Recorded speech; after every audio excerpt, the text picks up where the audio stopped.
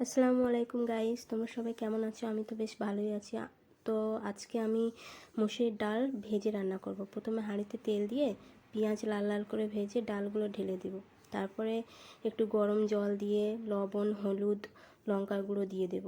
তারপরে আস্তে আস্তে জলটা কমে আসলে আমি ফাটিয়ে নেব, অর্থাৎ মিশিয়ে নেব।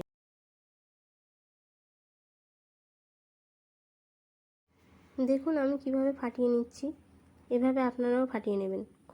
তারপরে আবার গরম জল দিয়ে আমি গোলমরিচের গুঁড়া দিয়ে দেবো। আপনারা গোলমরিচের গুঁড়া নাও দিতে পারেন। ফাইনালি তৈরি হয়ে গেল আমার ডাল। তো গরমের দিনে এইভাবে ডাল রান্না করে দেখুন, খুব ভালো লাগবে। কোনো তেলের উপর ছাড়াই একেবারে ডাল রান্না হয়ে যাবে, ঝামেলা ছাড়াই।